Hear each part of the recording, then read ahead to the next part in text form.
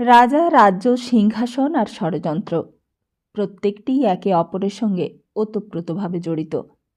একটাকে ছেড়ে দিলে অন্যটি মূল্যহীন। দয়া, ক্ষমা, ভালোবাসা এগুলো বৈরাগ্য জীবনের জন্য প্রযোজ্য। রাজা হতে গেলে ওই শব্দগুলি মূল্যহীন হয়ে যায়। তাই সেদিন ময়ূর বাহনের সঙ্গে দেখা করার আগে গৌরীকেও কিছু রাজনৈতিক ষড়যন্ত্র করতে হয়েছিল। নমস্কার, আমরা শুনছি শরদিন্দু বন্দ্যোপাধ্যায়ের লেখা ঝিন্দের বন্দি উপন্যাস। যারা নতুনভাবে পাপিয়ার গল্পডানায় পৌঁছেছেন তাদের কাছে আমার আবেদন রইল, চ্যানেলটিকে সাবস্ক্রাইব করে পাশে থাকুন। কমেন্ট করে জানান গল্পটি কেমন লাগছে। ভালো লাগলে লাইক, শেয়ার, কমেন্ট করতে ভুলবেন না। তাহলে আসুন শুনে নিই আজকের পর্বে কী আছে।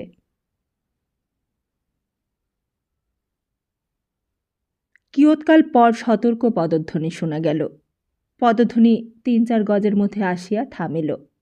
তারপর হঠাৎ বৈদ্যুতিক টর্চ জ্বলিয়া উঠিয়া প্রতীক্ষমান ৩ জনের মুখে পড়িল। ময়ূরবাহন বলিয়া উঠিল, এ কি?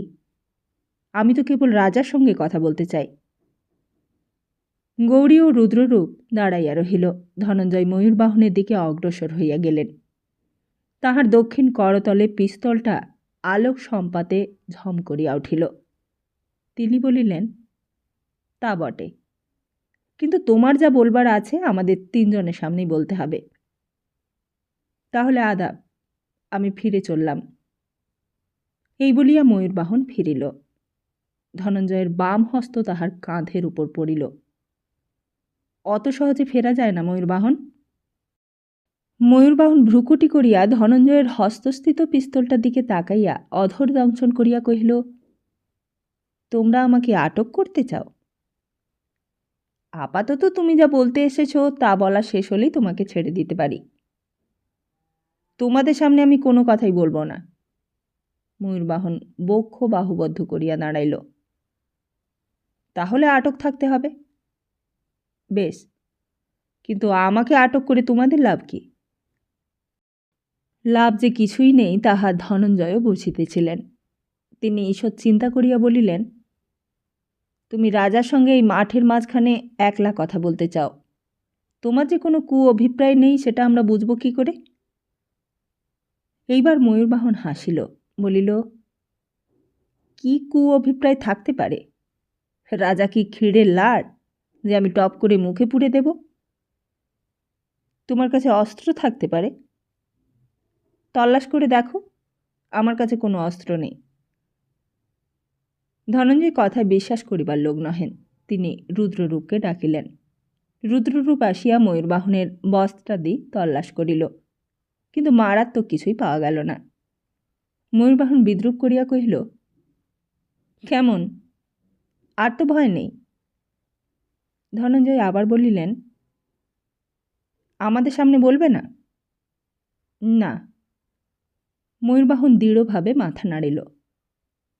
তখন ধনঞ্জয় কহিলেন, বেশ, কিন্তু আমরা কাছাকাছি থাকব, মনে রেখো। যদি কোনো রকম শয়তানি করার চেষ্টা করো তাহলে। ধনঞ্জয় মুষ্টি খুলিয়া পিস্তল দেখাইলেন। ময়ূরবাহন উচ্চস্বরে হাসিল। সর্দার, তোমার মনটা বড় সন্দিগ্ধ। বয়সকালে তোমার ক্ষেত্রিয়ানিকে বোধ হয় এক লহমার জন্য চোখের আড়াল করতে না। ক্ষেত্রিয়ানি অবশ্য তোমার চোখে ধুলো দিয়ে। হাসিতে হাসিতে ময়ূরবাহন গৌরীর দিকে অগ্রসর হইয়া গেল। টর্চের আলো নিবাইয়া ময়ূরবাহন কিয়ৎকাল গৌরীর সঙ্গে ধীর পদে পদচারণ করিল। রুদ্ররূপ ও ধনঞ্জয় তাহাদের পশ্চাতে প্রায় 20 হাত দূরে রহিলেন। হঠাৎ নীরবতা ভঙ্গ করিয়া ময়ূরবাহন বলিল, আপনার সব পরিচয়ই আমরা জানি। শুষ্কস্বরে গৌরী বলিল, এই কথাই কি এত রাত্রে বলতে এসেছ? ময়ূরবাহন কোনো উত্তর দিল না। কিয়ৎকাল নীরব থাকিয়া যেন আত্মগতভাবে বলিতে আরম্ভ করিল, আপনার ভাগ্যর কথা ভাবলে হিংসা হয়। কোথায় ছিলেন বাংলাদেশের এক নগণ্য জমিদারের ছোট ভাই, হয়ে পড়লেন একেবারে স্বাধীন দেশের রাজা। আর শুধু তাই নয়, সেই সঙ্গে পেলেন এক অপূর্ব সুন্দরী রাজকন্যার প্রেম। একেই বলে ভগবান যাকে দেন ছপ্পর ফড়কে দেন। কিন্তু তবুও পৃথিবীতে সবই অনিশ্চিত। অসাবধান হলে সিংহাসনের ন্যায্য অধিকারীও রাস্তার ফকির বনে যায়। সুখ সৌভাগ্যকে যত্ন করে না রাখলে তারা থাকে না। তাই ভাবছি, আপনার এই হঠাৎ পাওয়া সৌভাগ্যকে স্থায়ী করবার কোনো চেষ্টা আপনি করেছেন কিনা, অথবা কেবল কয়েকজন ফন্দিবাজ কুচক্রির খেলার পুতুল হয়ে তাদের কাজ হাসিল করে দিয়ে শেষে আবার পুনমসিক হয়ে দেশে ফিরে যাবেন। ময়ূরবাহনের এই ব্যঙ্গপূর্ণ স্বগোক্তিতে গৌরীর বুকের রুদ্ধক্রোধ গর্জন করিতে লাগিল, কিন্তু সে নিজেকে সংযত করিয়া রাখিল, ধৈর্যচ্যুতি ঘটিতে দিল না। ময়ূরবাহন একটা কিছু প্রস্তাব করিতে চায়, তাহা শেষ পর্যন্ত না শুনিয়া ঝগড়া করা উচিত হইবে না। সে দাঁতে দাঁত চাপিয়া বলিল, কাজের কথা যদি কিছু থাকে তাহলে বলো, তোমার বেয়াদপি শোনবার সময় নেই আমার। ময়ূরবাহন অবিচলিতভাবে বলিল, কাজের কথাই বলছি, এতক্ষণ যা বললাম সেটা ভূমিকা মাত্র। সে টর্চ জ্বালিয়া একবার সম্মুখের পথ খানিকটা দেখিয়া লইল, তারপর আলো নিবাইয়া বলিল, উদিতের সঙ্গে আমার আর পোট হচ্ছে না, আমি আপনাকে সাহায্য করতে চাই। ময়ূরবাহনের কথার বিষয়বস্তুটা সম্পূর্ণ অপ্রত্যাশিত নয়, কিন্তু তাহার বলিবার ভঙ্গি এমনই অতর্কিত ও আকস্মিক যে গৌরী চমকিয়া উঠিল। ময়ূরবাহন বলিল, স্পষ্ট কথার ঘোরপ্যাঁচ না করে স্পষ্টভাবেই বলতে আমি ভালোবাসি। উদিত সিংয়ের মধ্যে আর কোনো শ্বাস নেই, আছে শুধু ছোবড়া। তাই স্রেফ ছোবড়া চুষে আমার আর পোষাচ্ছে না। গৌরী ধীরে ধীরে বলিল, অর্থাৎ উদিতের সঙ্গে বিশ্বাসঘাতকতা করতে চাও? ময়ূরবাহন হাসিল, সাদা কথায় তাই বোঝাই বটে।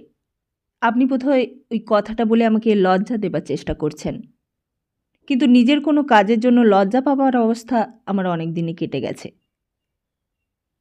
নিরস্বরে গৌরী বলিল, তা তো দেখছি। চেহারা ছাড়া মানুষের কোনো লক্ষণই আর তোমার নেই। সে যাই হোক, তোমার নৈতিক চরিত্র সম্বন্ধে আমার কোনো কৌতূহল নেই। কি করতে চাও? ময়ূরবাহন কিছুক্ষণ কোনো কথা বলিল না। অন্ধকারে তাহার মুখটাও দেখা গেল না। তারপর সে সহজস্বরেই বলিল, আগেই বলেছি আপনাকে আমি সাহায্য করতে চাই। অবশ্য নিঃস্বার্থভাবে পরোপকার করা আমার উদ্দেশ্য নয়, এটা বোধহয় আপনি বুঝতে পারছেন। আমার নিজেরও যথেষ্ট স্বার্থ আছে। মনে করুন, আমি যদি আপনাকে সাহায্য করি, তাহলে তার বদলে আপনি কি আমাকে একটুও সাহায্য করবেন না? তুমি আমাকে কিভাবে সাহায্য করতে চাও সেটা আগে জানা দরকার। সেটা এখনো বুঝতে পারেননি? না। বেশ, তাহলে খোলসা করেই বলছি। আমি ইচ্ছে করলে আপনাকে ঝিন্দের গদিতে কায়েমিভাবে বসাতে পারি। এটা অনুমান করা বোধহয় আপনার পক্ষে শক্ত নয়। কি উপায়ে? ধরুন, আসল রাজার যদি হঠাৎ মৃত্যু হয়। তিনি যে অবস্থায় আছেন তা প্রায় মৃত্যুতুল্য। তবুও যতদিন তিনি বেঁচে আছেন ততদিন আপনি নিষ্কণ্টক হতে পারছেন না। আমি যদি আপনাকে সাহায্য করি তাহলে আপনার রাস্তা একেবারে সাফ। আপনি যে শঙ্কর সিং নয় এ কথা কেউ চেষ্টা করলেও প্রমাণ করতে পারবে না। সিংহাসনে আপনার দাবি পাকা হয়ে যাবে। বুঝতে পেরেছেন? গৌরী বুঝিল, আগেও সে বুঝিয়াছিল। প্রলোভন বড় কম নয়, আর শুধু ঝিন্দের সিংহাসনই নয়, সে সঙ্গে আরও অনেক কিছু। তথাপি গৌরীর মন লোভের পরিবর্তে বৃতৃষ্ণায় ভরিয়া উঠিল। স্বার্থে স্বার্থে এই প্রাণপণ টানাটানির নীচতা, চক্রান্ত, নরহত্যার এই ঘূর্ণিপাক, ইহার আবর্তে পড়িয়া জগতের অতি বড় লোভনীয় বস্তুও তার কাছে অত্যন্ত অরুচিকর হইয়া ঠেকিল। সে একবার গা ঝাড়া দিয়া যেন দেহ হইতে একটা পঙ্কিল অসুচিতার স্পর্শ ঝাড়িয়া ফেলিবার চেষ্টা করিল। তারপর পূর্ববৎ নিতান্তই নিরুৎসুক সুরে বলিল, তাহলে নিজের স্বার্থ সিদ্ধির জন্য রাজাকে হত্যা করতেও তোমার কোনো আপত্তি নেই। কিন্তু তোমার স্বার্থটা কি শুনি? ময়ূরবাহন বলিল, আমার স্বার্থ গুরুতর না হলে এত বড় একটা সাংঘাতিক প্রস্তাব আমি পরিকল্পনাও করতে পারতাম না, কিন্তু গরজ বড় বালাই। আমার অবস্থার কথা প্রকাশ করে বললে আপনি বুঝবেন যে আমার এই প্রস্তাবে বিন্দুমাত্র ছলনা নেই। এ এক্কেবারে আমার খাঁটি মনের কথা। একটু থামিয়া ময়ূরবাহন সহজ স্বচ্ছন্দতার সহিত বলিতে আরম্ভ করিল, যেন অন্য কাহারও কথা বলিতেছে। আমি একজন ঘরনা ঘরের ছেলে, এটা বোধহয় আপনি জানেন। বিষয় আশায় টাকা কড়িও বিস্তর ছিল, কিন্তু সেসব উড়িয়ে দিয়েছি। গত 2 বছর থেকে উদিত সিংয়ের স্কন্ধে চেপেই চলছিলাম, কিন্তু এইভাবে আর আমার চলছে না। উদিতের রস ফুরিয়ে এসেছে, আর শুধু তাই নয়, গদানা নিয়েও টানাটানি পড়ে গেছে। লুকোচুরি করে কোনো লাভ নেই। এখন আমি আমার গদানা বাঁচাতে চাই। বুঝতেই পারছি উদিতের মতলব শেষ পর্যন্ত ফেঁসে যাবে, কিন্তু আমিও সেই সঙ্গে ডুবতে চাই না। তাকে ঝিন্দের সিংহাসনে বসাতে পারলে আমি অবশ্য প্রকৃতপক্ষে রাজা হতাম, কিন্তু সেই দুরাশা এখন ত্যাগ করা ছাড়া উপায় নেই। আপনি এসে সব কিছুই ওলট পালট করে দিয়েছেন। এইবার তাহলে আমার প্রস্তাবটা শুনুন। এতে আমাদের দুজনেরই স্বার্থ সিদ্ধ হবে, অর্থাৎ আপনি ঝিন্দের প্রকৃত রাজা হবেন, আর আমিও গদানা নিয়ে সুখে স্বচ্ছন্দে জীবনযাপন করতে থাকব। গৌরী বলিল, তোমার প্রস্তাব বোধহয় এই যে রাজা হবার লোভে আমি তোমার গোদানা রক্ষা করবার প্রতিশ্রুতি দেব, কেমন? প্রতিশ্রুতি? ময়ূরবাহন মৃদু কণ্ঠে একটু হাসিল। দেখুন, ওই জিনিসটার ওপর আমার কোনো বিশেষ শ্রদ্ধা নেই। অবস্থা গতিকে মানুষ প্রতিশ্রুতি ভুলে যায়। আপনিও হয়তো রাজা হয়ে প্রতিশ্রুতি মনে রাখতে পারবেন না। আমার প্রস্তাবটা একটু অন্য রকমের। বটে, তা কি তোমার প্রস্তাব শুনি? আমার প্রস্তাব খুব মোলায়েম। আমি একটা বিয়ে করতে চাই। বিয়ে করতে চাও?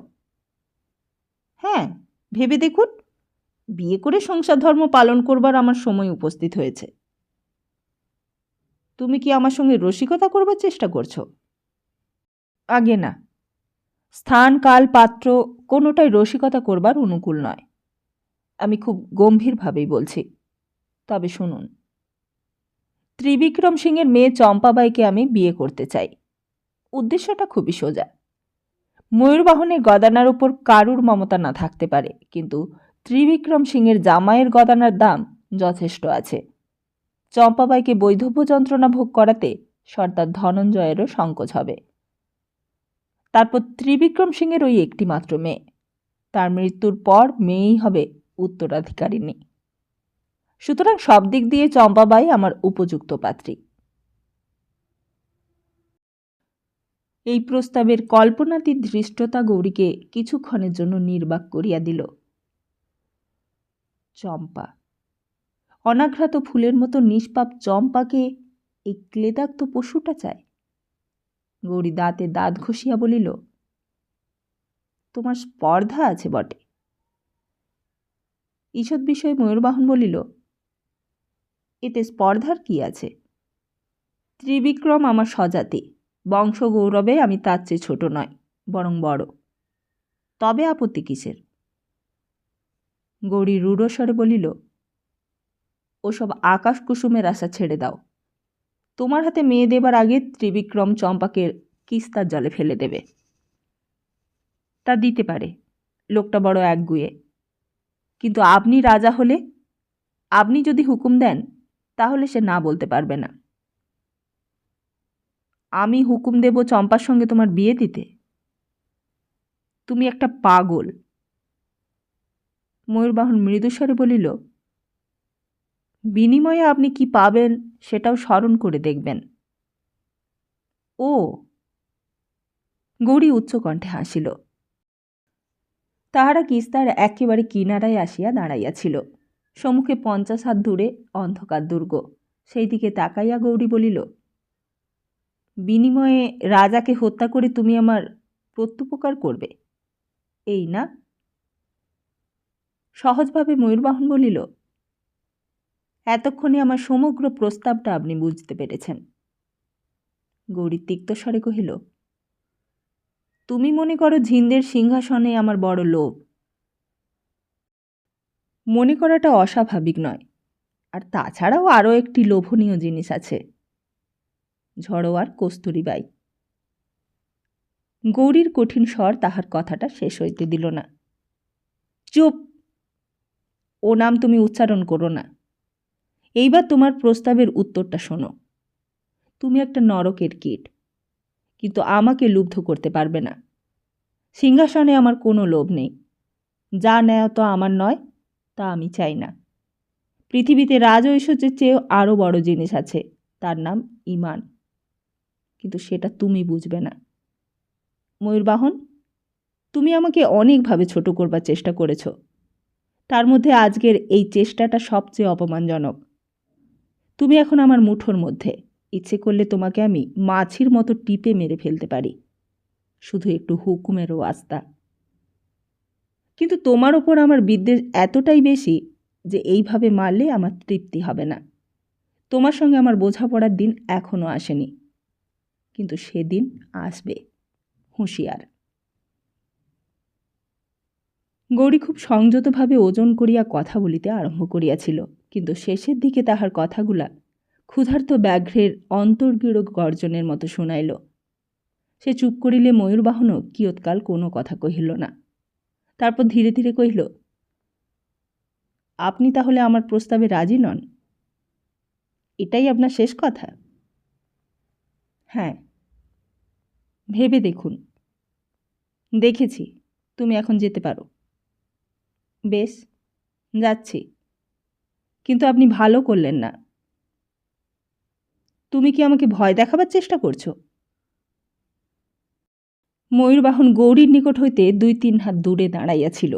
এই পাশে ফিরিয়া টর্চের আলো গৌরীর মুখে ফেলিল, বলিল, না, ভয় দেখিয়ে শত্রুকে সাবধান করে দেওয়া আমার স্বভাব নয়। কিন্তু আমার প্রস্তাবে রাজি হলেই সব দিক দিয়ে ভালো হতো। আপনি বোধহয় বুঝতে পারছেন না যে আপনার জীবন সূক্ষ্ম সুতোর ওপর ঝুলছে। যে কোনো মুহূর্তে সুতো ছিঁড়ে যেতে পারে। উদিত সিং মরিয়া হয়ে উঠেছে। কোণঠাসা বন বেড়ালের সঙ্গে খেলা করাটা নিরাপদ নয়। গৌরী হাসিল। এটা তোমার নিজের কথা নাকি উদিতে জবানি বলছ? নিজের কথাই বলছি। বটে, তা আর কিছু বলবার আছে?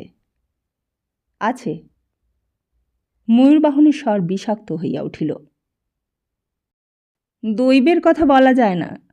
আপনি হয়তো বা বেঁচে যেতেও পারেন, কিন্তু জেনে রাখুন, ঝড়োয়ার রানীকে আপনিও পাবেন না, শঙ্কর সিংও পাবে না। তাকে ভোগ দখল করবে উদিত সিং, বুঝেছেন? তাহার হাসি শেষ হইতে না হইতেই দুর্গের দিক হইতে বন্দুকের আওয়াজ হইল। কাঁধের কাছে একটা তীব্র যন্ত্রণা অনুভব করিয়া গৌরী উহ করিয়া উঠিল। ধনঞ্জয় পেছন হইতে চিৎকার করিয়া উঠিলেন, সরে আসুন, সরে আসুন! ময়ূরবাহন হাতের জ্বলন্ত টর্চটা গৌরীর গায়ে ছুড়িয়া মারিয়া উচ্চহাস্য করিতে করিতে জলে লাফাইয়া পড়িল। মুহূর্ত মধ্যে একটা অচিন্তনীয় ব্যাপার ঘটিয়া গেল। ধনঞ্জয় ছুটিতে ছুটিতে আসিয়া বলিলেন, চোট পেয়েছেন? কোথায়? গৌরী বলিল, কাঁধে, বিশেষ কিছু নয়। কিন্তু ময়ূরবাহনটা পালালো। অন্ধকার কিস্তার বুক হইতে ময়ূরবাহনের হাসি ভাসিয়া আসিল। ধনঞ্জয় শব্দ লক্ষ্য করিয়া পিস্তল ছুঁড়িলেন, কিন্তু কোনো ফলই হইল না। আবার দূর হইতে হাসির আওয়াজটা আসিল। তীব্র স্রোতের মুখে ময়ূরবাহন তখন অনেক দূরে চলিয়া গিয়াছে। ধনঞ্জয় রুদ্ররূপকে বলিলেন, তুমি যাও, পুলের মুখে আমাদের লোক আছে, সেইখানে যদি ময়ূরবাহন জল থেকে উঠবার চেষ্টা করে তাকে ধরবে। রুদ্ররূপ প্রস্থান করিল। ধনঞ্জয় তখন গৌরীকে জিজ্ঞাসা করিলেন, আপনার আঘাতটা গুরুতর নয় তো? সত্যি বলছেন? গৌরী বলিল, এখন সামান্য একটু চিনচিন করছে, বোধহয় কাঁধের চামড়াটা ছিঁড়ে গেছে। যাক, কান ঘেঁষে গেছে। চলুন, ছাউনিতে ফেরা যাক। চলো। যাইতে যাইতে ধনঞ্জয় বলিলেন, উফ, কি ভয়ানক শয়তানি বুদ্ধি! নিজে নিরস্ত্র এসেছে আর দুর্গের লোক ঠিক করে এসেছে। কথায় বার্তায় আপনাকে দুর্গের কাছে বন্দুকের পাল্লার মধ্যে নিয়ে গিয়ে তারপর মুখের ওপর টর্চের আলো ফেলেছে, যাতে দুর্গ থেকে বন্দুকবাজ আপনাকে দেখতে পায়। ব্যাপারটা ঘটবার আগে পর্যন্ত ওদের মতলব কিছুই বুঝতে পারিনি। না, কিন্তু আমি ভাবছি ময়ূরবাহন শেষকালে যা বললে তার মানে কি? কি বললে? গৌরী জবাব দিতে গিয়েও থামিয়া গেল, বলিল, না, কিছু না। পরদিন প্রাতকালে যথারীতি প্রাতরা শেষ করিয়া গৌরী একাকী তাহার খাস তাম্বুতে একটা কোচে ঠেসান দিয়া বসিয়াছিল। তাম্বুটি বিস্তৃত ও চতুষ্কোণ, মেঝে গালিচা বিছানো, মাথার ওপর ঝাড় ঝুলিতেছে, দেওয়ালে আয়না, ছবি প্রভৃতি বিলম্বিত। দরজা জানালাও পাকা বাড়ির মতো। ইহা যে বস্ত্রাবাস মাত্র তাহার কক্ষের আভ্যন্তরিক চেহারা দেখিয়া অনুমান করা যায় না। খোলা বাতায়ন পথে নিকটবর্তী অন্য তাম্বুগুলি দেখা যাইতেছে। প্রশান্ত প্রভাত রৌদ্রে বাহিরের দৃশ্যটা যেন চিত্রার্পিতবৎ মনে হয়। গতরাত্রে গৌরী ঘুমাইতে পারে নাই।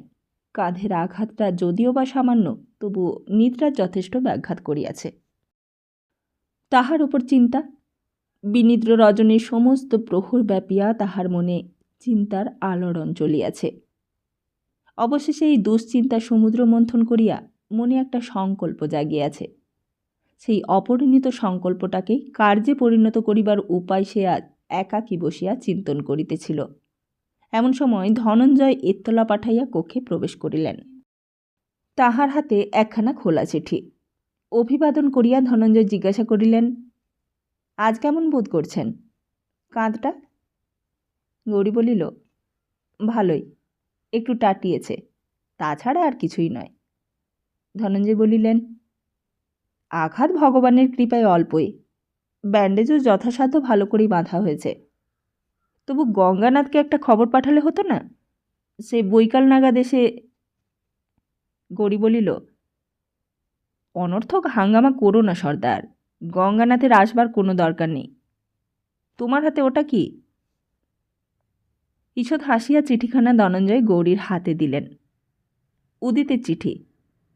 আমরা নাকি কাল রাত্রে বিশ্বাসঘাতকতা করে তার বন্ধু ময়ূরবাহনকে মেরে ফেলেছি, তাই আজ আর তিনি শিকারে আসবেন না।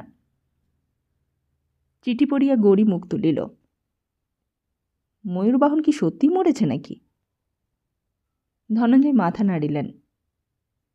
ময়ূরবাহন এত সহজে মরবে বলে তো মনে হয় না। আমার বিশ্বাস এই চিঠি লিখে উদিত আমাদের চোখে ধুলো দিতে চায়। ময়ূরবাহন দুর্গে ফিরে গেছে, যদিও বা ফিরল কি করে সেটা বোঝা যাচ্ছে না। দুর্গের মুখে রুদ্ররূপ পাহারাই ছিল, সুতরাং সেদিক দিয়ে সে ঢুকতে পারেনি।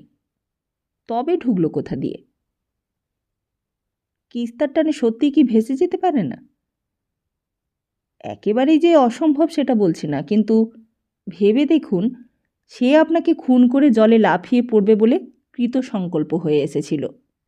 যদি তার দুর্গে ফেরবার কোনো পথই না থাকবে, তবে সে অত বড় দুঃসাহসিক কাজটা করবে কেন? গৌরী ভাবিয়া বলিল, তা বটে, হয়তোবা জলের পথে দুর্গে ঢুকবার কোনো গুপ্ত পথ আছে। সেই কথাটা আমিও ভাবছি। ময়ূরবাহন যদি কিস্তার প্রপাতের মুখে পড়ে গুঁড়ো হয়ে না গিয়ে থাকে, তাহলে নিশ্চয়ই সে কোনো গুপ্ত পথ দিয়ে দুর্গে ঢুকেছে। কিন্তু কোথায় সেই গুপ্তপথ? গুপ্তপথ কোথায় তা যখন আমরা জানি না, তখন বৃথা জল্পনা করে কোনো লাভ নেই। উদিত আমাদের বোঝাতে চায় যে ময়ূরবাহন মরে গেছে, যাতে আমরা কতকটা নিশ্চিন্ত হতে পারি। তার মানে ওরা একটা নতুন শয়তানির মতলব বাড়ছে। এখন কথা হচ্ছে, আমাদের কর্তব্যটা কি? সর্দার বিষণ্ণভাবে মাথা নাড়িলেন। কিছুই তো ভেবে পাচ্ছি না। দাবা খেলিতে বসিয়া বাজি এমন অবস্থায় আসিয়া পৌঁছিয়াছে যে কোনো পক্ষই নতুন চাল দিতে সাহস করিতেছে না, পাছে একটা অচিন্তিত বিপর্যয় ঘটিয়া যায়। কিছুক্ষণ নীরব থাকিবার পর গৌরী হঠাৎ বলিল, সর্দার, শঙ্কর সিংয়ের সঙ্গে দেখা করতে না পারলে তো কোনো কাজই হবে না। আমি ঠিক করেছি যে যে করে হোক তার সঙ্গে দেখা করতে হবে। ভ্রু তুলিয়া ধনঞ্জয় বলিলেন, কিন্তু কি করে দেখা করবেন? ওই জানালা দিয়ে। তার অবস্থাটা জানা দরকার। বুঝছো না, আমরা যে তার উদ্ধারের চেষ্টা করছি এ কথা হয়তো তিনি জানেননি না। তাকে যদি খবর দিতে পারা যায় তাহলে হয়তো তিনিও তৈরি থাকতে পারেন। আর তাছাড়া আমরাও তো তার কাছ থেকে এমন কিছু খবর পেতে পারি যাতে উদ্ধার করাটা সহজ হবে। আমার মাথায় একটা মতলব এসেছে। কি মতলব? এই সময় রুদ্ররূপ প্রবেশ করিয়া জানাইল যে কিস্তার পরপার হইতে অধিক্রম সিং মহারাজের দর্শন প্রার্থী হইয়া আসিয়াছেন। আলোচনা অসমাপ্ত রহিয়া গেল। অধিক্রম সিং আসিয়া প্রণামপূর্বক কৃতাঞ্জলি পুটে দাঁড়াইলেন। তাহার হস্তে একটি সুবর্ণ থালির ওপর কয়েকটি হরিদ্রা রঞ্জিত সুপারি। তিনি কন্যার বিবাহে ঝিন্দের মহারাজকে নিমন্ত্রণ করিতে আসিয়াছেন। ধনঞ্জয় তাহাকে সমাদর করিয়া বসাইলেন। কিছুক্ষণ ধরিয়া শিষ্টাচার সম্মত অত্যুক্তি ও বিনয় বচনের বিনিময় চলিল। তারপর অধিক্রম সিং আর্জি পেশ করিলেন। কন্যার বিবাহে দিনের ভবনে দেবপাদ মহারাজের পদধূলি পড়িলে গৃহ পবিত্র হইবে।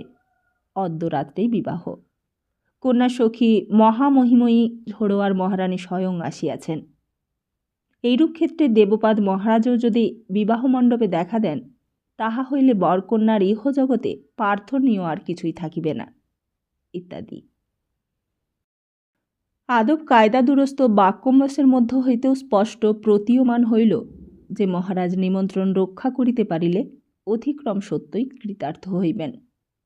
মহারাজ কিন্তু তাহার বাক্যবিন্যাস শুনিতে শুনিতে ঈষৎ বিমনা হইয়া পড়িয়াছিলেন। অধিক্রম থামিলে তিনি সজাগ হইয়া বলিলেন, সর্দারজি, আপনার নিমন্ত্রণ পেয়ে খুবই আপ্যায়িত হলাম। কৃষ্ণাবাউ আর বিজয়লাল দুজনেই আমার প্রিয় পাত্র, কিন্তু দুঃখের বিষয়ে তাদের বিবাহে আমি উপস্থিত থাকতে পারব না। আজ রাত্রে আমার অন্য কাজ আছে। অধিক্রম নিরাশ হইলেন। তাহা তাহার মুখের ভাবেই প্রকাশ পাইল। গৌরী বলিল, আপনি দুঃখিত হবেন না। নবদম্পতিকে আমি এখান থেকে আশীর্বাদ করছি। আর তাছাড়া স্বয়ং মহারানী যেখানে উপস্থিত সেখানে আমার যাওয়া না যাওয়া সমান। অধিক্রম জোড়হস্তে নিবেদন করিলেন, মহারাজ, আপনার অনুপস্থিতিতে শুধু যে আমরাই মর্মাহত হব তা না, মহারানীও বড় নিরাশ হবেন। আমি কৃষ্ণার মুখে শুনেছি তিনি আপনার প্রতীক্ষায়। কুণ্ঠিতভাবে অধিক্রম কথাটা অসমাপ্ত রাখিয়া দিলেন। রাজা রানীর অনুরাগের কথা মধুর হইলেও প্রকাশ্যে আলোচনীয় নয়।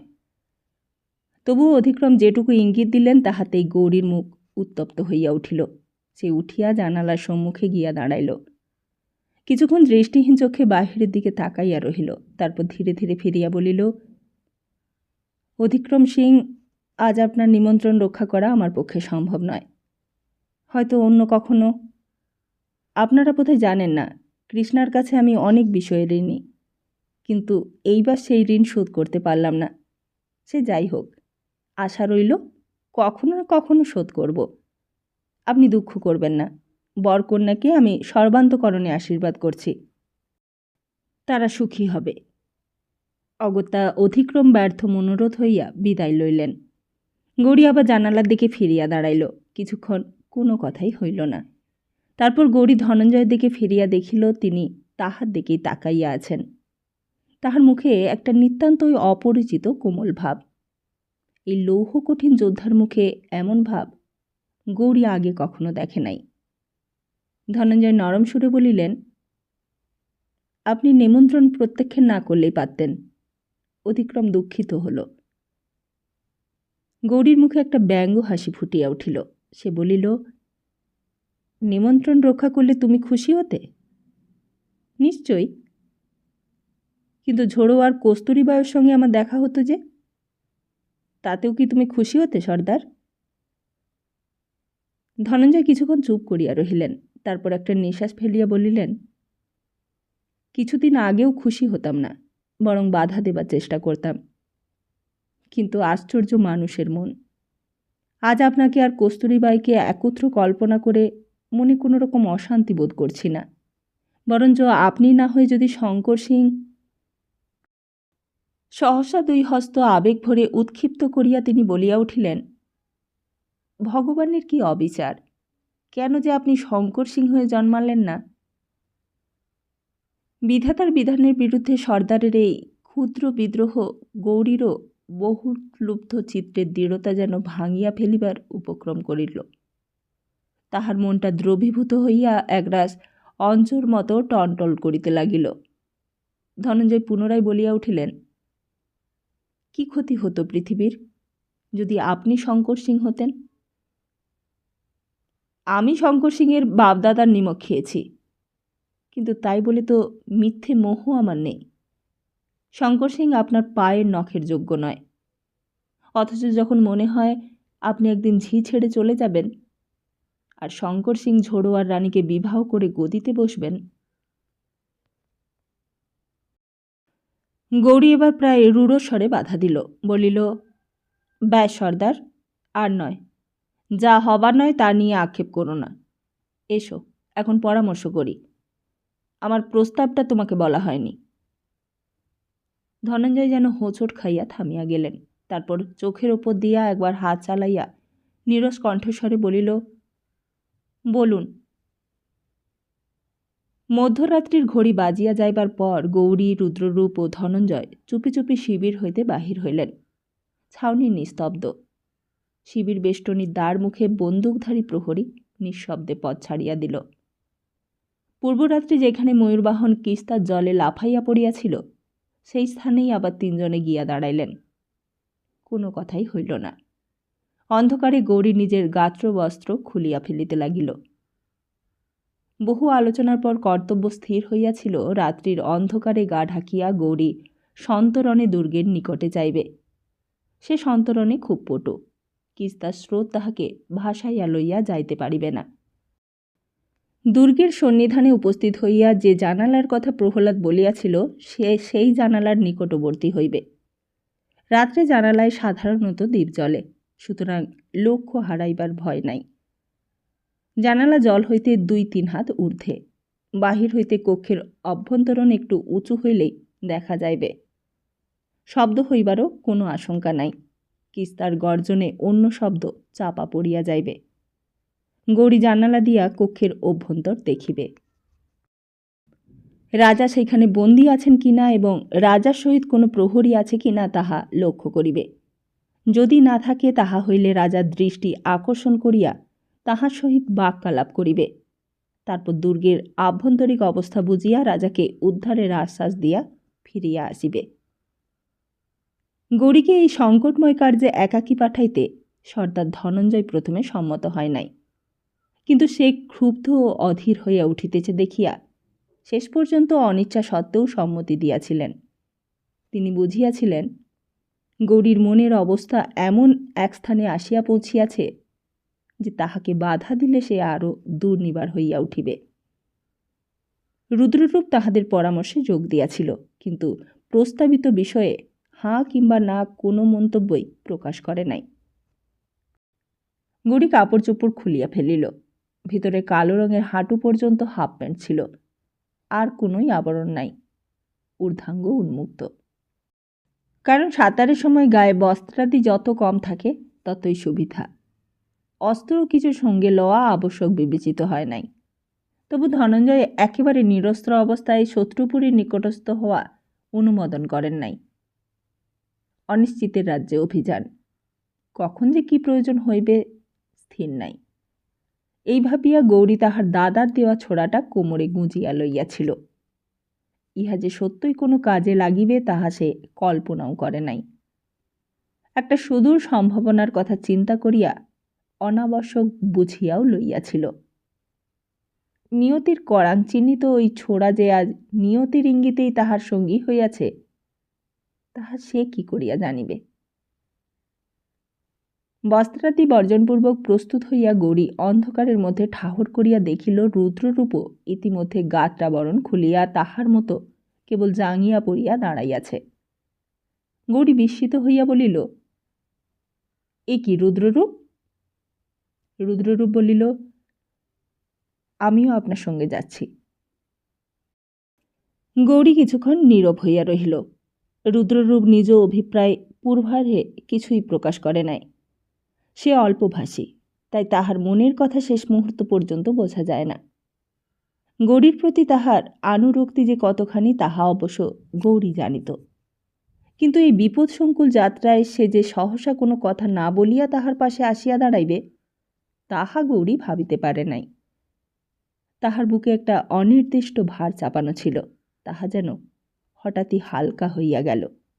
তবুও সে বলিল, কিন্তু তুমি আমার সঙ্গে গেলে কি সুবিধে হবে? রুদ্ররূপ দৃঢ়স্বরে বলিল, মহারাজ, আমাকে বারণ করবেন না। সুবিধা অসুবিধা আমি জানি না, কিন্তু আজ আমি আপনার সঙ্গ ছাড়ব না। গৌরী তাহার পাশে গিয়া তাহার কাঁধে হাত রাখিয়া একটু চাপ দিল। অস্পষ্ট স্বরে বলিল, আচ্ছা বেশ, চলো। তোমাতে আমাতে যে কাজে বেরিয়েছি তা কখনোই নিষ্ফল হয়নি। কিন্তু তুমি ভালো সাঁতার জানো তো? জানি মহারাজ। বেশ, এসো তাহলে। কিস্তার পরপারে অধিক্রম সিংয়ের বাগান বাড়িতে তখন সহস্র দ্বীপ জ্বলিতেছে। মিঠা মৃদু সানায়ের আওয়াজ ভাসিয়া আসিতেছে। কৃষ্ণারাজ বিবাহ। রানী কস্তুরী ওই দীপোজ্জ্বল ভবনের কোথাও হয়তো আছেন। হয়তোবা তিনি আজিকার রাত্রে গৌরীর কথাই ভাবিতেছেন। তোহে না বিশরী দিন রাতি। এইদিকে শক্তিগড়ের কৃষ্ণমূর্তি কিস্তার বুকের ওপর দুস্তর ব্যবধানের মতো দাঁড়াইয়া আছে। তাহারই একটি ক্ষুদ্র গবাক্ষ পথে একটিমাত্র আলোকের ক্ষীণ শিখা দেখা যাইতেছে। শঙ্কর সিং হয়তো ওই কক্ষেই বন্দী। আর ময়ূরবাহন, সে কোথায়? সে কি সত্যই বাঁচিয়া আছে? ধনঞ্জয় তীরে দাঁড়াইয়া রহিলেন। গৌরী ও রুদ্ররূপ সন্তর্পণে জলে নামিয়া নিঃশব্দে দুর্গের দিকে সাঁতার কাটিয়া চলিল। মিনিট দুই সজোরে হাত ছুড়িবার পর ঠান্ডা জল গা শোয়া হইয়া গেলে গৌরী দেখিল সাঁতার কাটিবার প্রয়োজন নাই। নদীর স্রোত তাহাদের সেই দীপাম্বিত গবাক্ষের দিকেই টানিয়া লইয়া চলিয়াছে। দুইজনে তখন কেবলমাত্র গা ভাসাইয়া স্রোতের টানে ভাসিয়া চলিল। জল হইতে সম্মুখস্থ ক্ষুদ্র আলোকবিন্দু ছাড়া আর কিছুই দেখা যায় না। চারিদিকে কেবলই নক্ষত্রলোক খচিত মসী কৃষ্ণ জলরাশি। গৌরী ও রুদ্ররূপ যতই দুর্গের নিকটবর্তী হইতে লাগিল, জলের কল্লোলধ্বনি ততই বাড়িয়া চলিল। মগ্ন পাথরের সংঘাতে একটানা স্রোত ফুলিয়া ফাঁপিয়া এলোমেলোভাবে ছড়াইয়া পড়িতে লাগিল। গৌরী দেখিল তাহারা আর সিধা সেই গবাক্ষ দিকে যাইতেছে না। বাধাপ্রাপ্ত জলধারা তাহাদের ভিন্ন মুখে টানিয়া লইয়া চলিয়াছে। গৌরী প্রাণপণে সাঁতার কাটিয়া নিজের গতি নিয়ন্ত্রণের চেষ্টা করিল, কিন্তু কিছুক্ষণ চেষ্টা করিবার পর দেখিল বৃথা চেষ্টা। দুর্বার জলস্রোতে ইচ্ছামতো চলা অসম্ভব। নিরুপায়ভাবেই দুইজনে ভাসিয়া চলিল। ক্রমশ দুর্গের বিশাল ছায়ার তলে তাহারা আসিয়া পৌঁছিল। এখানে নক্ষত্রের ক্ষীণ দীপ্তিও অন্ধ হইয়া গিয়াছে। চোখের দৃষ্টি জমাট অন্ধকারের মধ্যে কোথাও আশ্রয় খুঁজিয়া পায় না। গবাক্ষের আলোটিও বাম দিকের আলোড়িত তমিস্যায় কখন যেন ডুবিয়া গিয়াছে। দুর্গের প্রাচীর আর কত দূরে তাহাও অনুমান করা অসম্ভব। গৌরীর ভয় হইতে লাগিল। এইবার বুঝি তাহারা সবেগে দুর্গের পাষাণ গাত্রে গিয়া আছড়াইয়া পড়িবে। সে মৃদুস্বরে একবার রুদ্ররূপকে ডাকিল। রুদ্ররূপ তাহার দুই হাতে অন্তরের তরঙ্গের সহিত যুদ্ধ করিতেছিল। ক্ষীণকণ্ঠে জবাব দিল। গৌরী বলিল, হুঁশিয়ার, সামনেই দুর্গ, জখম হইও না। রুদ্ররূপ বলিল, না, আপনি সাবধান। অন্ধকারে গৌরী হাসিল। দুইজনই দুইজনকে সাবধান করিয়া দিল বটে, কিন্তু সত্যই দুর্গের গায়ে সবেগে নিক্ষিপ্ত হইলে কিভাবে যে আত্মরক্ষা করিবে তাহা কেহই ভাবিয়া পাইল না। বিক্ষুব্ধ জলরাশির বুকে তৃণখণ্ড, তাহাদের ইচ্ছার শক্তি আর কতটুকু? গৌরীর মনে হইল আজিকার এই নিঃসহায়ভাবে ভাসিয়া চলা তাহার জীবনের একটা বৃহত্তর সত্যের প্রতীক। দৈবী খেয়ালের দুর্নিবার টানে সে তো অনেক দিন হইতেই ক্ষুদ্র তৃণখণ্ডের মতো ভাসিয়া চলিয়াছে। পাষাণ প্রাকারে নিক্ষিপ্ত হইয়া এতদিন চূর্ণ হইয়া যায় নাই কেন? ইহাই আশ্চর্যের। কে জানে, হয়তোবা আজিকার জন্যই নিয়তি অপেক্ষা করিয়াছিল, তাহার লক্ষ্যহীন ভাসিয়া চলাকে পরিসমাপ্তির উপকূলে পৌঁছাইয়া দিবে। কিন্তু কোথায় সেই উপকূল? বৈতরণীর এই পারে নাকি ও পারে? একটা প্রকাণ্ড ঢেউ এই সময় গৌরীকে বিপর্যস্ত নিমজ্জিত করিয়া তাহার উপর দিয়া বহিয়া গেল। ক্ষণিকের জন্য একটা মগ্ন পাথরের পিচ্ছিল অঙ্গ তাহাকে স্পর্শ করিল। তারপর জলের উপর মাথা জাগাইয়া সে দেখিল স্রোতের এলোমেলো গতি আর নাই। অপেক্ষাকৃত শান্ত জলের মন্থর একটা ঘূর্ণির মধ্যে সে ধীরে ধীরে পাক খাইতেছে। সম্ভবত জলমগ্ন পাথরগুলা এইখানে এমন একটা সুদৃঢ় প্রাচীর রচনা করিয়াছে, যাহাতে স্রোতের প্রবল গতি ব্যাহত হইয়া যায়। ওই বড় ঢেউটা গৌরীকে সেই মজ্জিত প্রাচীরের পরপারে আনিয়া দিল। ঘূর্ণিচক্রে আবর্তমান তাহার দেহটা দুর্গের দেওয়ালে গিয়া ঠেকিল। এখানেও ডুবজল, মসৃণ দুর্গগাত্রে কোথাও অবলম্বন নাই। তবুও এই শৈবাল পিচ্ছিল দেওয়ালে হাত রাখিয়া গৌরীর মনে হইল সে যেন একটা আশ্রয় পাইয়াছে। ক্ষণকাল জিরাইয়া লইয়া সে মৃদু কণ্ঠে ডাকিল, রুদ্ররূপ, কোথায় তুমি? রুদ্ররূপ জবাব দিল, এই যে দেওয়ালে এসে ঠেকেছি। আপনি? আমিও। এসো, বাঁ দিকে জানালাটা আছে, সেদিকটাই যাওয়া যাক। দেওয়াল ধরে ধরে এসো। আচ্ছা।